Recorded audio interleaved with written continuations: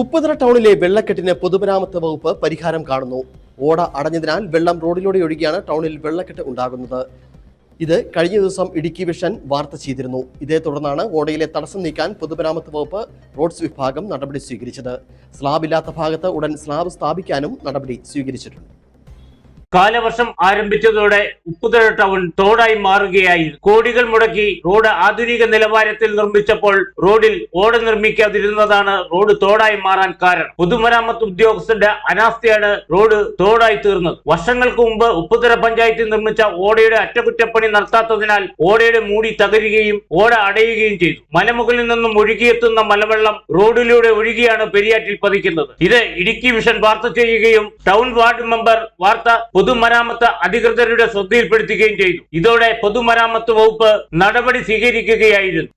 ചെറിയ ഒരു കലുങ്ക് പൂർണ്ണമായി തന്നെ ചെളിയും മണ്ണും എക്കലും കൊണ്ട് നിറഞ്ഞ് വെള്ളം കെട്ടി നിന്ന് ബ്ലോക്കായി റോഡിൻ്റെ ഇരുവശങ്ങളിലും ചെതറി റോഡിലൂടെ ഒഴുകുന്ന ഒരു കാഴ്ചയായിരുന്നു. അത്തരത്തിലുള്ള അവസ്ഥയിൽ ഈ ടൗണിലൂടെയുള്ള എല്ലാവിധ വാഹനങ്ങളുടെയും ആളുകളുടെയും ഒക്കെ യാത്ര വളരെ ദുരിതത്തിലായിരുന്നു. എന്നാൽ കഴിഞ്ഞ ഒരാഴ്ചക്കാലമായിട്ട് ബന്ധപ്പെട്ട പീരുമേട് PWD ഓഫീസിൽ നിന്നും ബന്ധപ്പെട്ട എഞ്ചിനീയറും വന്ന് നോക്കുകയും തൊഴിലാളികളെ ഉപയോഗിച്ച് ഇപ്പോൾ പൂർണ്ണമായി തന്നെ ആ കലുങ്ക് തുറക്കുകയും ജലം സുഗമമായി പോകുന്നതിനും അതോടൊപ്പം തന്നെ സ്ലാബ് ഇടുന്നത് നമ്മൾ സൂചിപ്പിച്ചിട്ടുണ്ട്.